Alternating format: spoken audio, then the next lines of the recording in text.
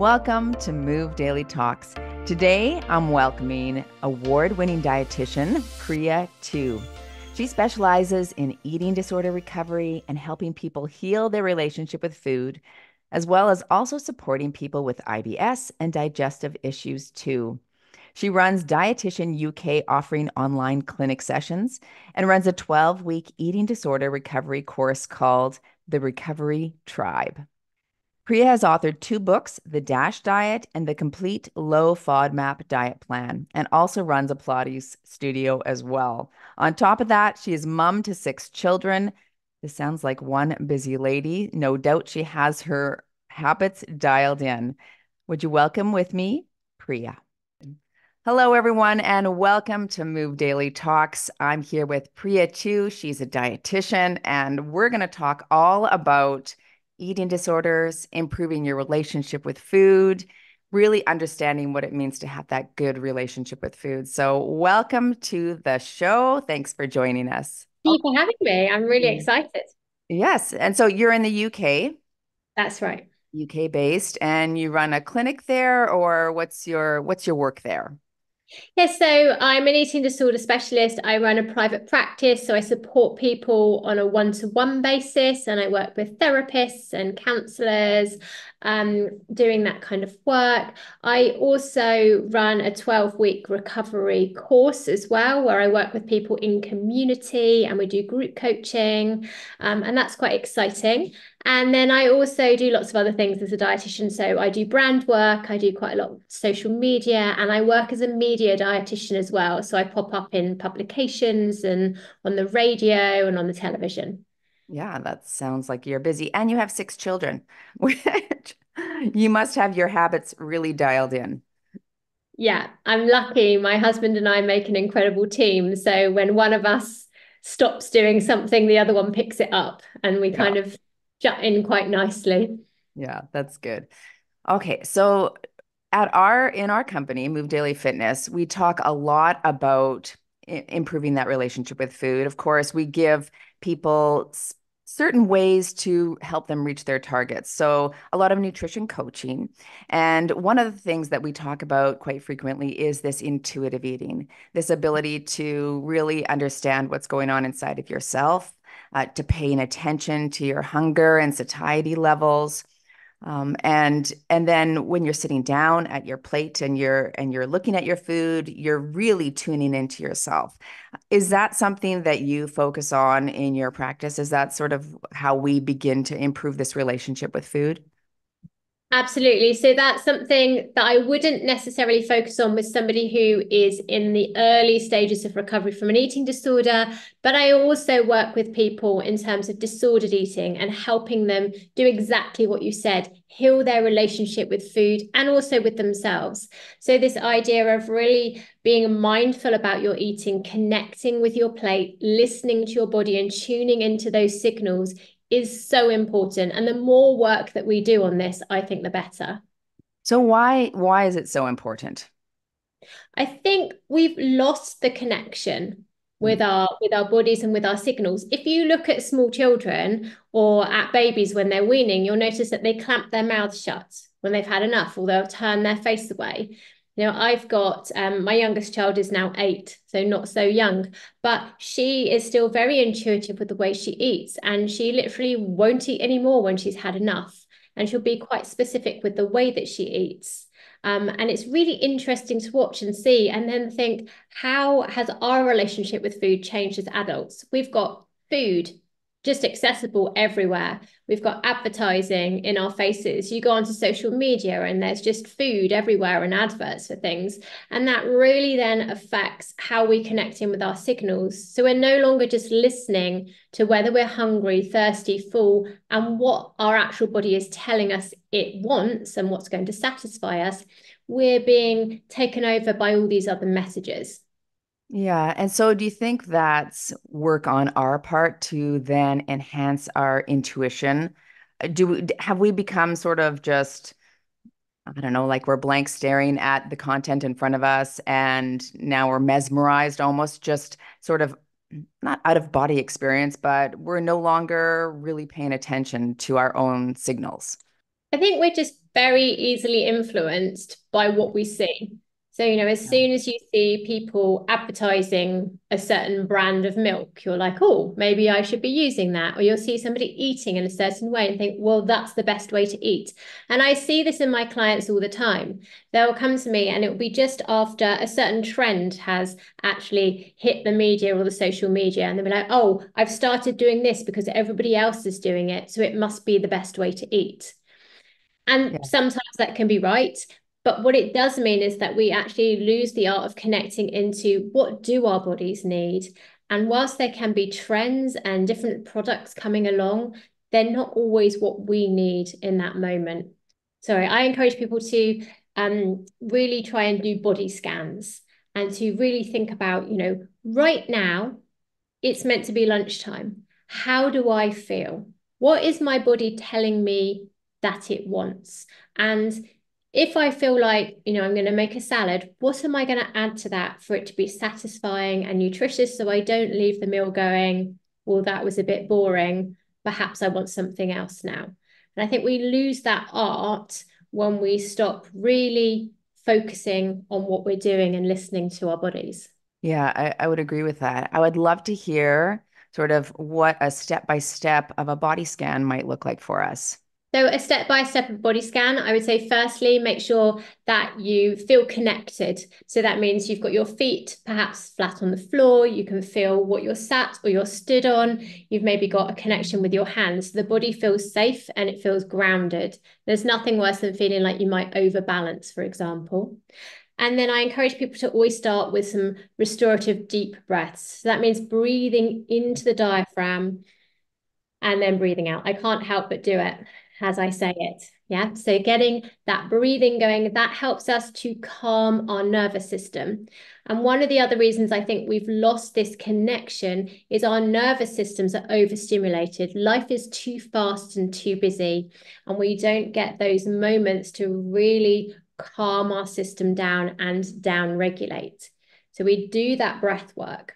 And that should help you to just be able to go, right, I've got that moment now. Okay, so what can I feel? What can I feel in my stomach? What can I feel in my energy levels? What can I feel in my mood and my concentration? And what is that telling me? So I work with people on discovering what are your hunger signals? What does that mean? What does it feel like for you? And then once you've perhaps got a level of 1 out of 10, from 1 to 10 of what your hunger level might be, what do you fancy and why? Is it that you're fancying salad because it's hot outside like it is for me today?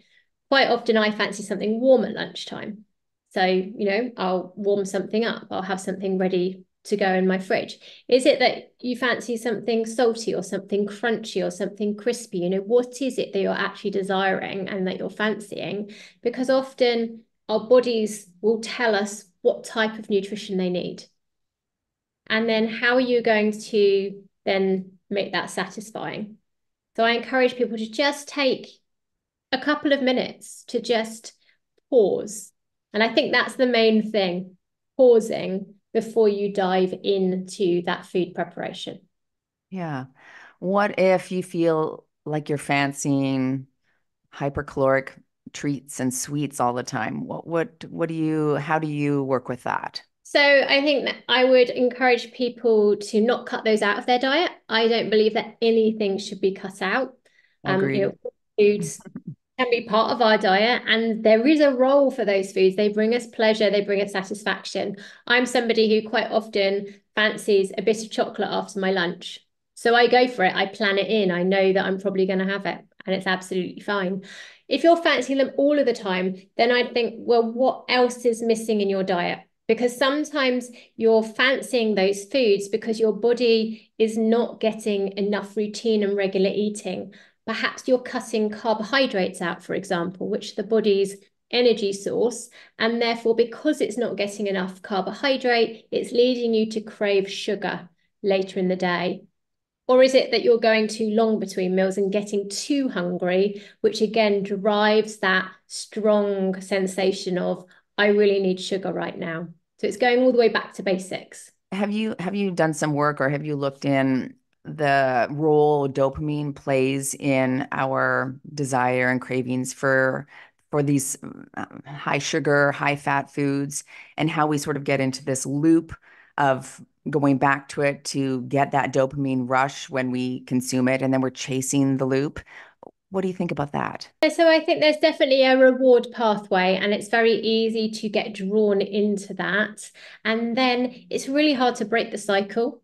And that's going to require time and a lot of self-compassion to do.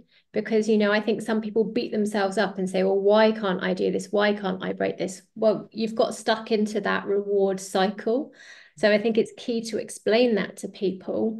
And then to just know that you're going to have to make small changes consistently in order to help yourself through and find other ways. How else are you going to get that reward sensation? What are the non-food related things that you can use? Right. And do you think that reward cycle is a physiological response or psychological or both together? And if it's both, which I think it probably is, how do you deal with that psychological component? Like what's the work that needs to be done in that arena? Yeah, that psychological side is the hard bit. Sometimes I think it's the hardest. I encourage people to really go back to their nervous system again. So, what is it that they need to nourish themselves, not physically, but nourish themselves psychologically?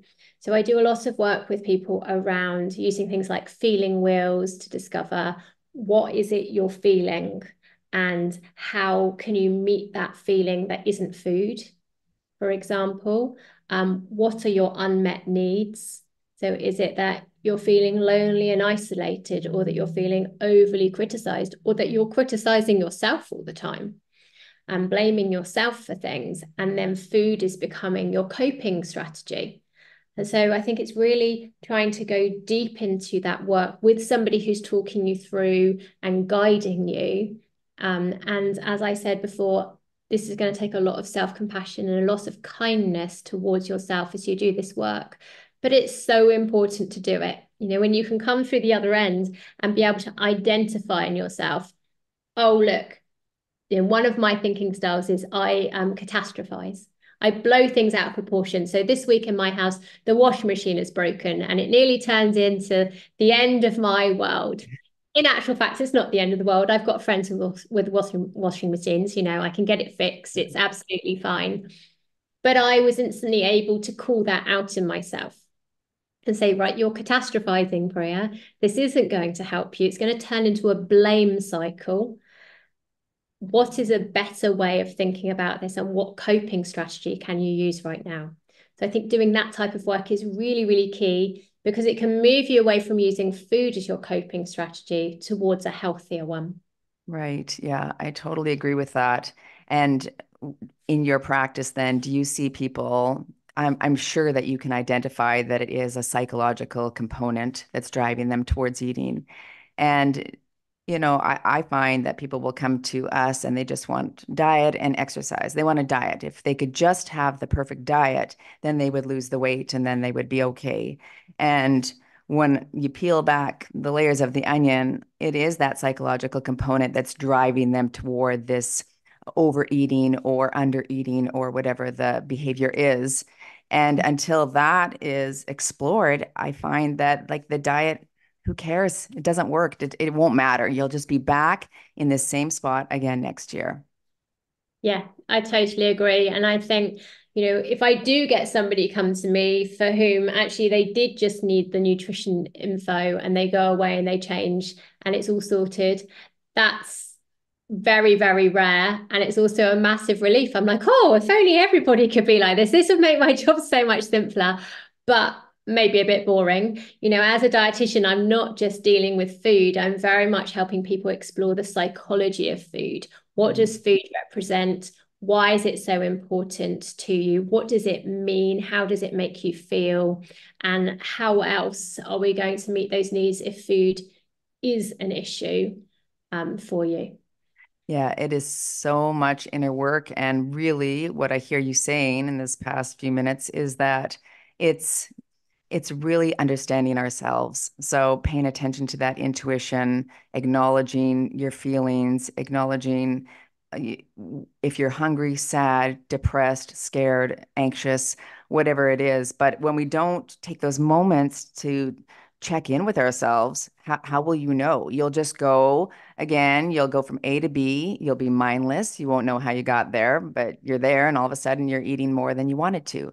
So that real slowing down, paying attention, and that is work, right? That's work that you just, it's not going to happen overnight. That's got to be maybe in therapy, maybe with friends. You're having these discussions. Maybe you're reading books that are going to enhance your own self-awareness. Like all of that takes time, but it's definitely worth it, is what I hear you saying. Absolutely. And I'd also add to that that it's not just overeating. So some people will undereat as their response as well. Maybe it's that you felt out of control in your life and things are just going what feels like not your way.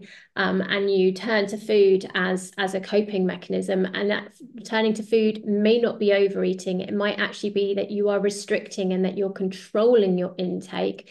You're tracking your calories to such an extent that actually it gives you a sense of being in control and feeling safe and having that power, but it's not a healthy coping strategy either. Yeah, and that's what you see with anorexia, correct? Yes, Yeah. absolutely. Yeah. You say that all food is good food. All food Yes. is good food. How is that possible? So that is a motto that actually my daughter coined for me because the one Christmas she was walking around the kitchen. She must have watched something on the television and she said, Mummy, what is your motto in life? I said, I don't know. Doing the washing up, I remember. So like, I don't know. And she thought about it and she went, Mummy, I know what it is. You are always saying this. All food is good food. It doesn't matter necessarily what you're having. It's about how much you're having and it's about the balance. Like, oh, yes, you're right. And the way that I see things, we don't want to be putting foods into categories of good and bad. Yeah. Yeah, we don't want the red group and the green group. We want to try and make all foods neutral and all foods accessible because then it stops putting some foods on a pedestal and making them more special than others. So I encourage people to see foods as all being nutritious. They can be nutritious in different ways. So some could be nutritious because they make us feel good or because they're part of a social occasion or they bring us pleasure. Those foods, yes, maybe we don't choose to have them as often, but it doesn't mean that we can't have them and that we need to put them in a different category. Yeah, I think it definitely impacts our behavior when we say, well, this is good and this is bad. Although when you do look at some things, maybe like seed oils or high processed foods, what you're saying is that still allowing yourself that option if you want is going to be a healthier version, as opposed to just saying restrict, deny. What do you Mhm. see with people when they put those restrictions or they deny themselves? What sort of backlash of behavior have you noticed? Often, if you restrict foods and put them in that I can't have that category, you end up desiring them more. And it can get to that point where you have said to yourself, I'm not having chocolate. I'm not eating milk chocolate ever again. It's not good for me. It's got too much sugar, too much fat, too many calories. It's just not on my meal plan. And what I've seen from some people is that they start desiring it more and more, and they start actually getting almost annoyed when they see other people having it. You shouldn't be having that. Why are you eating that? It's not good for you. And we get this kind of language coming into our head and these words coming out of our mouths. And it can turn into a really big deal. And then that second, when you do get to eat that chocolate, again, it's a really big thing. And it can then lead to a binge, it can lead to things getting out of control. Whereas actually, if you just said, okay, I'm going to choose to have chocolate as one of the term I use is fun foods. It's going to be one Hmm. of those foods that is fun in my life, which means that I don't have it constantly, but I allow myself to have it. I plan in perhaps when I'm having it. I choose to enjoy it on a regular basis. Then it doesn't have that power over you anymore. I totally agree with that. About 10 years ago, I competed in this figure competition, and the diet's quite restrictive, right? I mean, you're going on stage, you have to lean out. And there's a good 3 months where you are incredibly restrictive of the foods that you can eat. And it felt like I got to eat about 6 things. That was it. And all I could think about was, going into a grocery store, and I would look up and down the aisles and think, oh my goodness, I want this, I want that, I want this, things that I would normally never have wanted previous to the diet. And I recall, saying to my dad, who makes a really good date cake, matrimonial square, dates and oats. And I said to him, please make me a huge pan of that.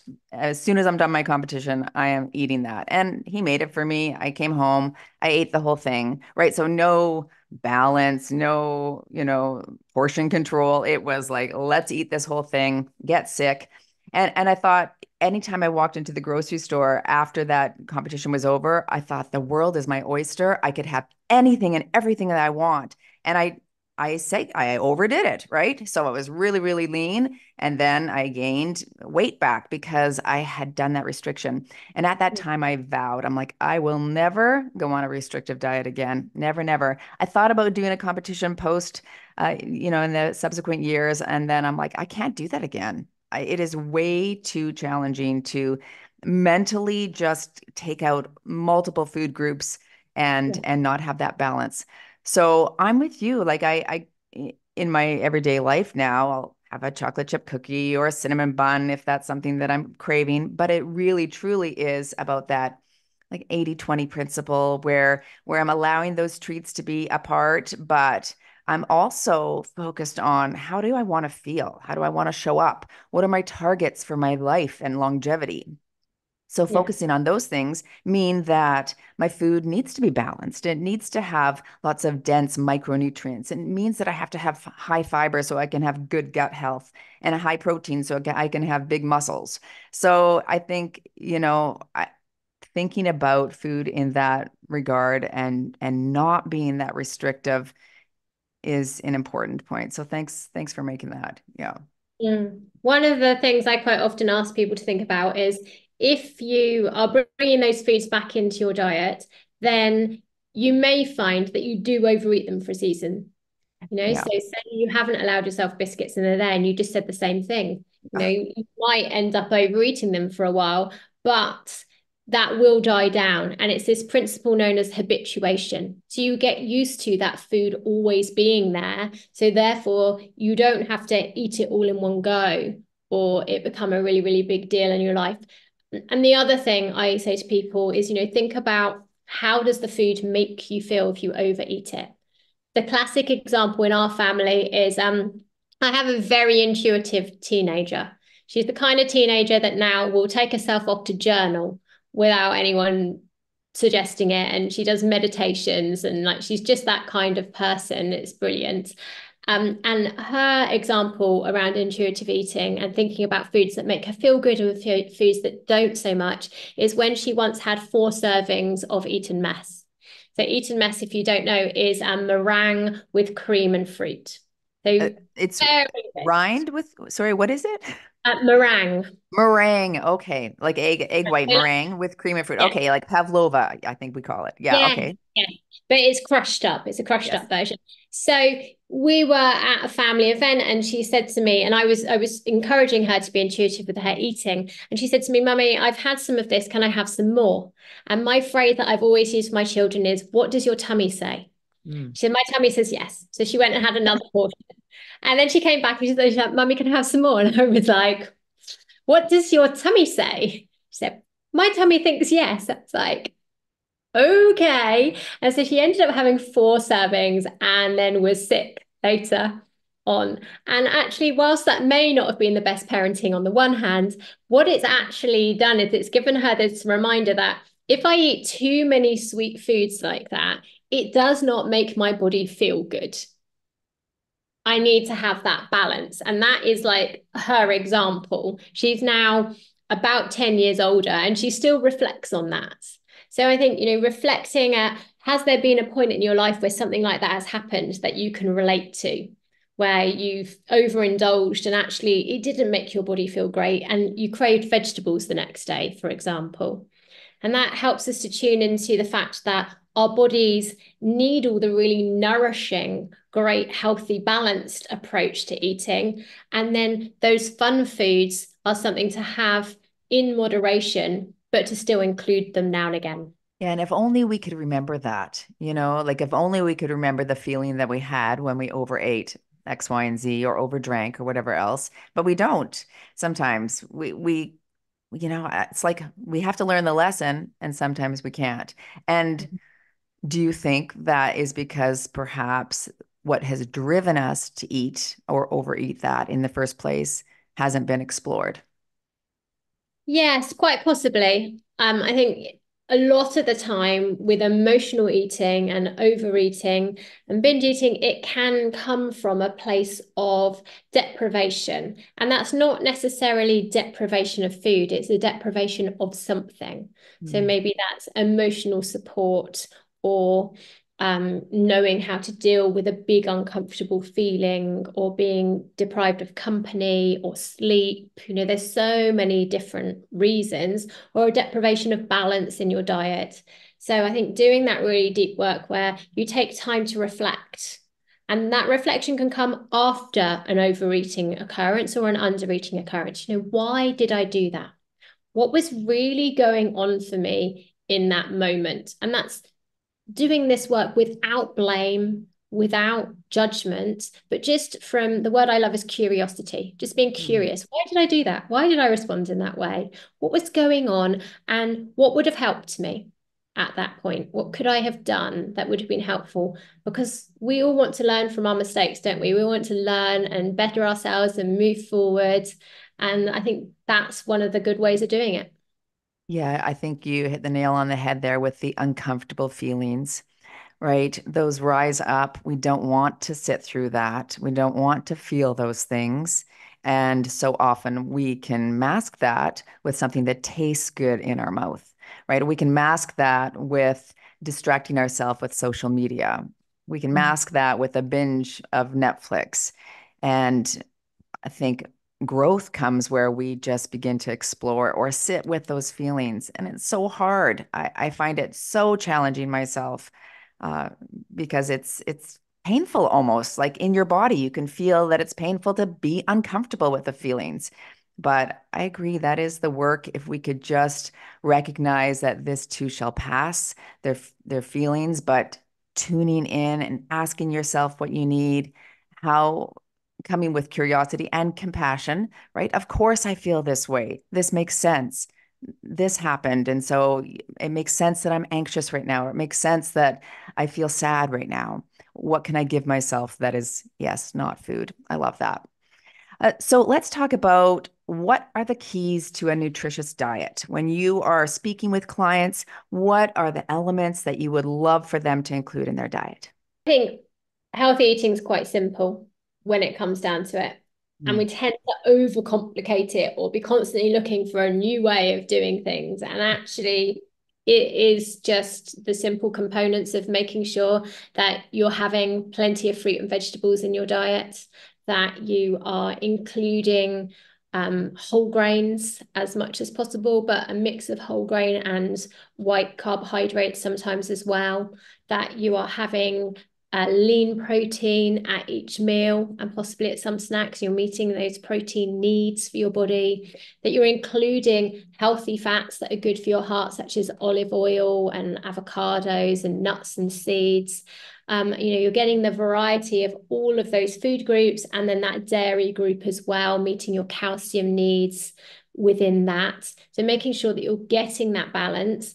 I always encourage people to make sure they're having 3 meals, that they're not going too long between meals, they're not skipping, unless there's a reason as to why they might be doing that. And also to not be fearful of snacks. I think getting to know what type of eater you are is important. For example, I know there are some people who eat 3 meals and that is absolutely right for them and that works. Personally, that's not me. I am a little and often type person. And if I say to my husband, I'm constantly eating, I'm always hungry, he'll say, yes, but you look at the size of your meals compared to mine. Getting to know what works for you and your digestive system is really important, but really focusing in on those main food groups is important. Right.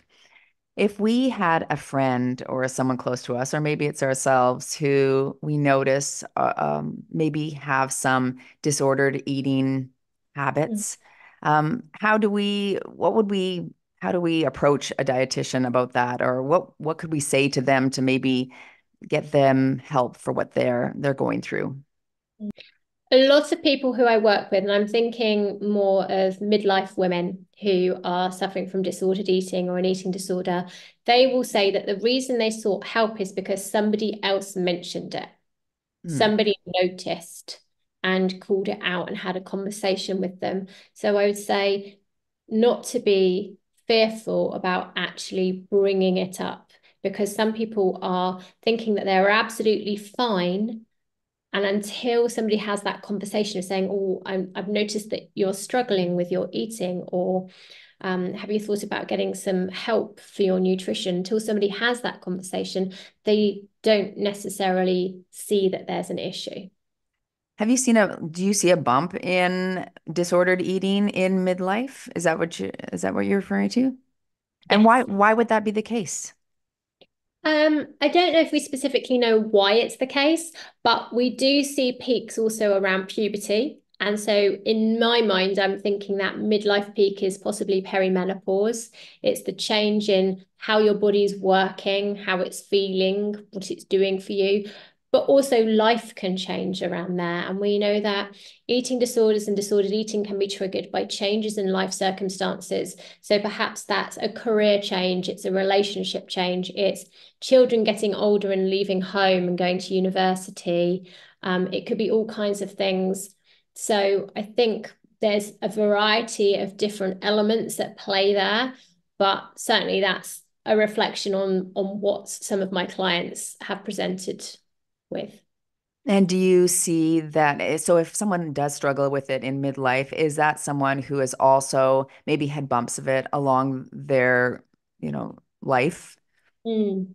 Yeah, sometimes. I Yeah. wouldn't say always, but definitely, just in my mind now, I've got a handful of people who may have suffered in the past, but actually it wasn't noticed. They didn't have any treatment. They just kind of got through that patch, perhaps in teenage years, skipping meals and being quite restrictive. And then they've bumbled through and it's all sorted itself out later. They've had a family, and then actually things have spiraled later in life.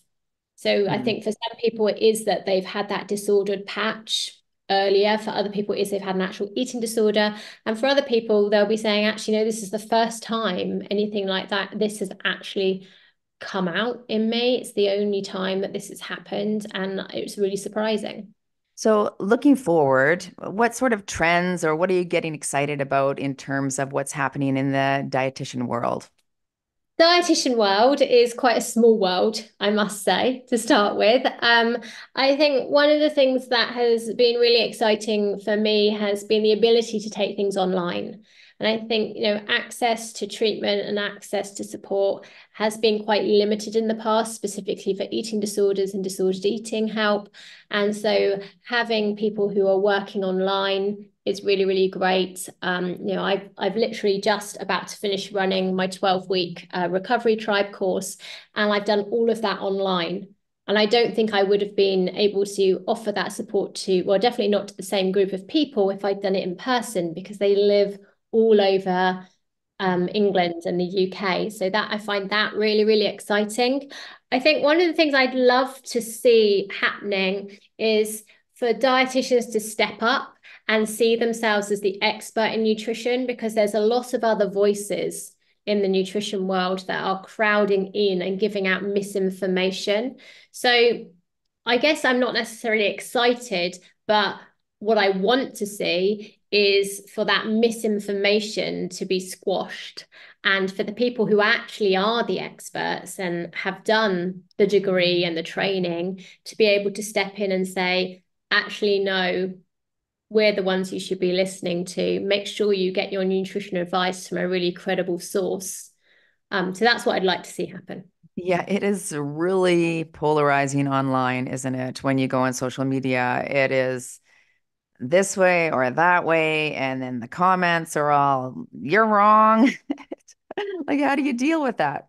Oh, it is a minefield, and I find it really heartbreaking for the public who are just reading all this information and it's being thrown in their faces. And actually, when you look at a lot of it, there hasn't been the deep dive into the research that's needed.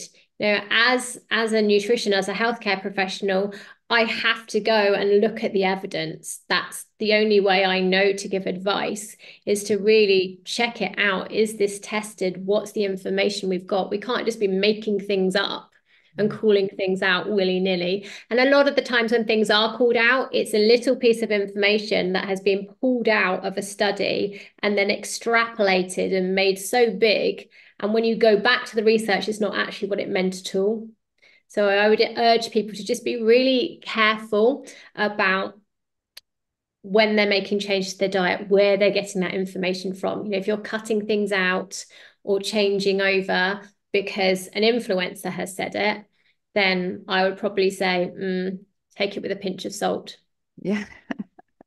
A pinch of salt. I like that. Maybe Okay, not. so you were talking about your recovery tribe. Tell us more about that. That's an online program that you're offering, and you offer ongoing, or is it every 12 weeks you start it again, or how does that work? So it's a 12-week course and community. And I think the most exciting thing for me has been the community. So we meet Yes. together twice a week where we do group coaching calls, and everybody, jumps in and supports one another with that. There are educational videos that are out each week with resources to use that are going through things like intuitive eating. That is one of the modules, for example. And then we have the equivalent of like a Facebook group, but it's a very private place where people can post every day and jump in and say, this is what I'm struggling with. And so they're getting that hand holding, they're getting that more bespoke support in that way.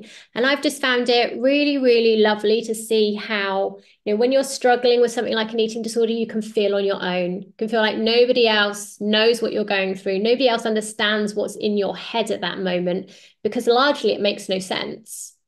And so being in a community with another group of, 9 other people means that actually you realize, oh, I'm not going mad. There are other people who feel like this as well, and they feel exactly the same thoughts that I'm having, and they're using the same strategies as me as well. So what I've seen is this group is ladies coming together, and they're doing my job for me. Because Mhm. somebody will post and say, I'm really struggling with this morning. And the others will jump in and say, well, remember to use this strategy. And Mhm. have you tried some breathing techniques here? Remember, you need to stick to your meal plan today. And is it balanced? I don't think you've got enough on your meal plan here. And that has been, I think, the biggest thing, seeing that actually when you bring people together, they will help support each other and realize that they're not the only ones going through this horrible process of recovery, because it can be so hard. I feel like that is the best part of our membership as well, is the private Facebook group, the community, and just that support. You're exactly right. We can share our struggles. We can get that, coaching if needed, and just be seen and heard and not feel so alone with what we're going through. So, yeah, I think that's wonderful. I hope you do well in that, because that sounds like a great program. Thank you. Okay, well, thank you so much, Priya, for this information. This was wonderful. Where can our listeners find you online? So you can find me over on Instagram. So if you look for at Priya_Tew, then you will find me. And then my website is Dietitian UK. Now, because I'm UK, I spell dietitian with all T's and no C, slightly different spelling. So the website is www.dietitianuk.co.uk. But you will find me most days on Instagram, busting some myths or sharing some kind of information on eating disorder recovery. And I'm a very chatty person. So please do come over and say hi, because I'd love to chat. Absolutely. I'll make sure that I write those handles down in the show notes as well. Again, thanks for joining. Priya, thanks so much for your insight and direction. That was excellent. And we'll see you all in the next Move Daily Talks.